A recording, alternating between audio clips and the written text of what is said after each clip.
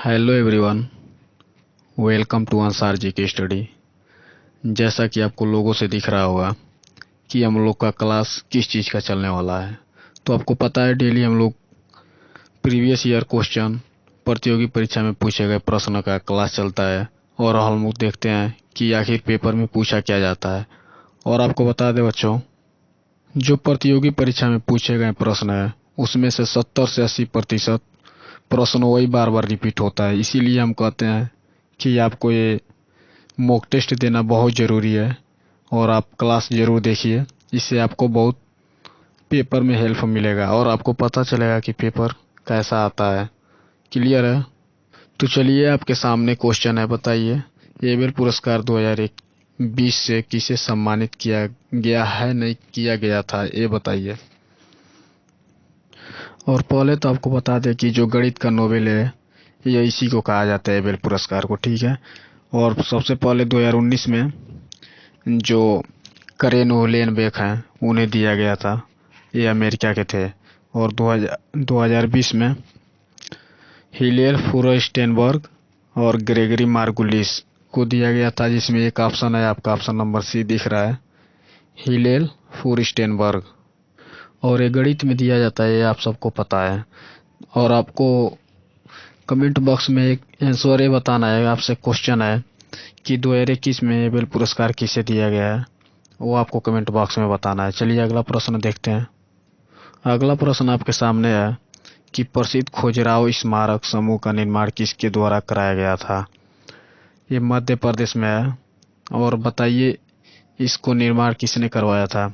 Option A Solanki वंश, चंदेल वंश, वंश नहीं आप शासक कह सकते हैं तो बेहतर है। तो बताइए इसका निर्माण किसने करवाया था। तो आप सबको पता है खजुराहो का जो स्मारक है उसे चंदेल शासकों ने बनवाया था। तो इसका ऑप्शन क्या सही होता है? ऑप्शन नंबर बी सही है। क्लियर है? चलिए अगला प्रश्न देखिए और बताइए चैनल टनल समुद्र के नीचे निम्नलिखित में से किस से जोड़ने वाली सुरंग का नाम है। चैनल टनल पूछ रहा है, बताइए। ये एकदम बिल्कुल नया प्रश्न है, आपको पता तो होगा, बताइए, पढ़ते हैं तो पता तो होगा ही। इसका आंसर क्या है बच्चों? तो इसका आंसर आप बता रहे हैं बच्चों, ऑप्शन नंबर इसका जो सही है, फ्रांस और इंग्लैंड के बीच जो है चैनल टनल समुद्र जोड़ने वाला सुरंग है। और इंग्लैंड और फ्रांस के बीच फास्फोरस जल संधि भी, ये जिसकी जोड़ा जुड़ता है वो फास्फोरस जल संधि, ये भी आपको याद रखना है। चलिए अगला प्रश्न देखते हैं। तो अगला प्रश्न आपके सामने है, बताना है कौन सी नदी गंगा नदी प्रणाली का हिस्सा नहीं है। इसका आंसर क्या है, बताइए। तो इसका आंसर क्या है बच्चों? हिंडन नदी। आपको पता है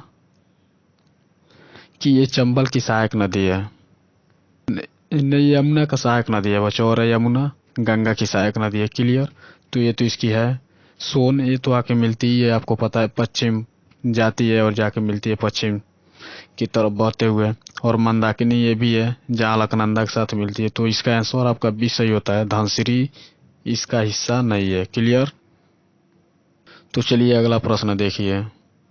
और अगला प्रश्न आपके सामने है और बताइए 2 वर्ष में एक बार आयोजित किया जाने वाला सुदीरमन कप किस खेल से संबंधित है। वेरी वेरी मोस्ट इम्पोर्टेंट, इसका आंसर क्या है?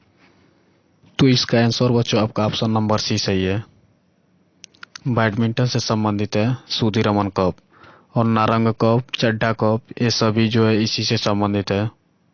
और एक अमृत दीवान कप है, वो भी बैडमिंटन से संबंधित है। तो सभी बातें आपको याद रखना है। और अगला प्रश्न देखिए। और अगला प्रश्न आपके सामने है, बताना है किस ईंधन का पेट्रोल के बराबर ऊष्मीमान है। बताइए इसका आंसर क्या है। तो ये साइंस का प्रश्न है, बताइए इसका आंसर क्या है। तो आपको बता रहे हैं जो केरोसिन है उसका पेट्रोल के बराबर ऊष्मीमान है, ये आपको याद रखना है। ऑप्शन इसका क्या सही हो जाता है? ऑप्शन नंबर डी सही हो जाता है। तो चलिए अगला प्रश्न देखिए।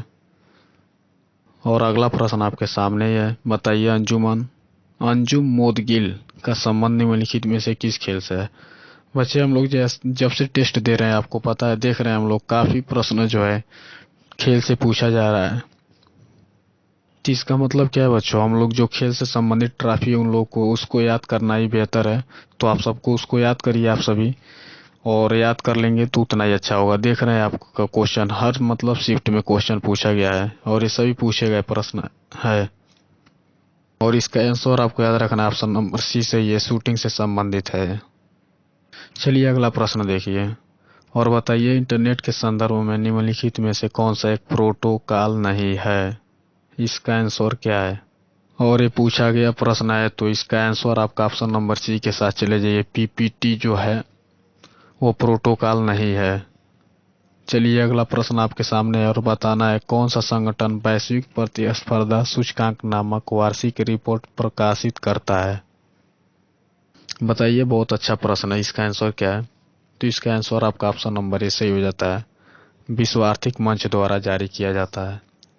अगला प्रश्न आपको बताना है निम्नलिखित में से किस भारतीय महिला कुश्तीबाज ने 2019 कोलोनिकोल ला पेट्रोनेट में 59 केजी भार वर्ग में स्वर्ण पदक जीता।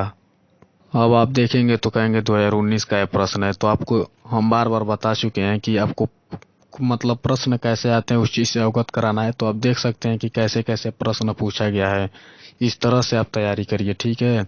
और एक कुश्तीबाज जो पूछ रहा है और जो इससे खेल संबंधित है वो कभी भी पूछा जा सकता है। तो इसका आंसर आपको याद रखना बी सही है, पूजा ठांडा। ठांडा जो है कभी पूछा जा सकता है कि पूजा ठांडा किस खेल से संबंधित है, ठीक है। चलिए अगला प्रश्न देखिए और आपको बताना है कौन सा विकल्प हृदय का वाल्व नहीं है। इसमें से क्या है बताइए। इसका आंसर क्या है बच्चों। तो ऑप्शन ए है आपका त्रिकपद्री, ये बिल्कुल होता है हृदय का वाल्व। हृदय कपाट ये भी होता है, माधवनी ये भी होता है, पट नहीं होता है। तो इसका आंसर आपका बी सही होगा, ये नहीं होता है।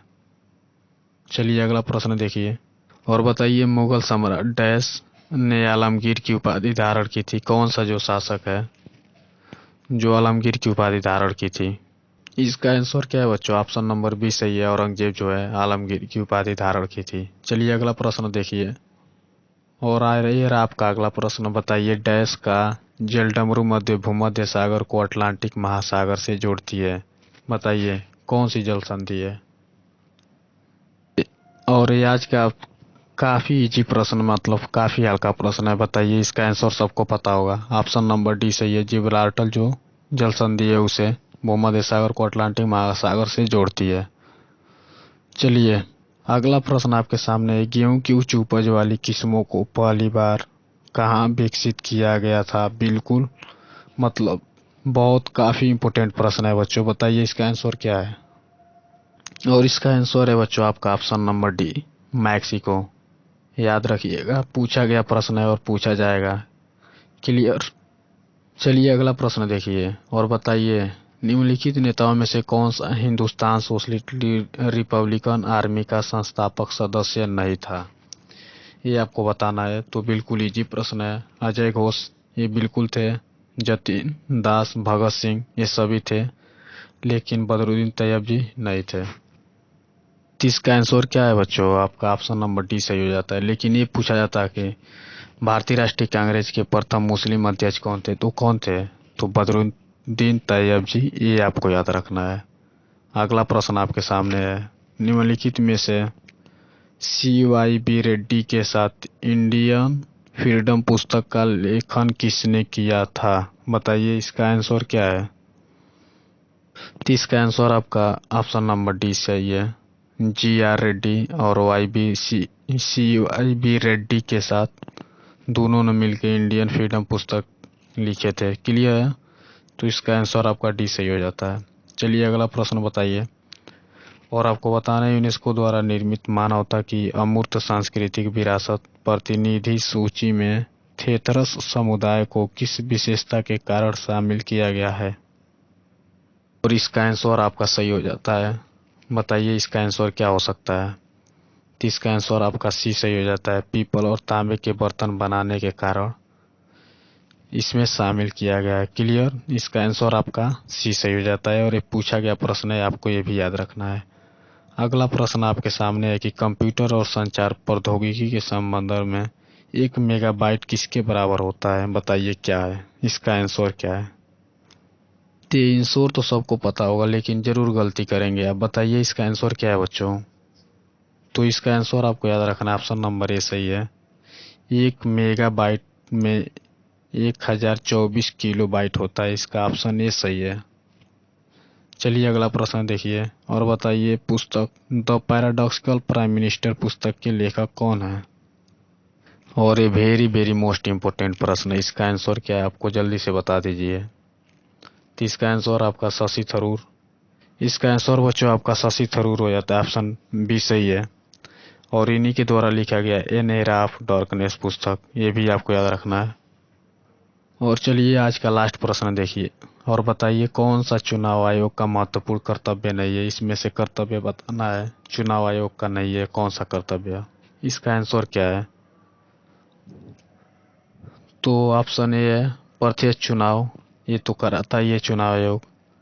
चुनाव का संचालन और नियंत्रण ये भी करता है, चुनाव का निरीक्षण ये भी करता है, लेकिन स्थानीय चुनाव न करना, इसका आंसर आपका सी सही है, ये नहीं करता है।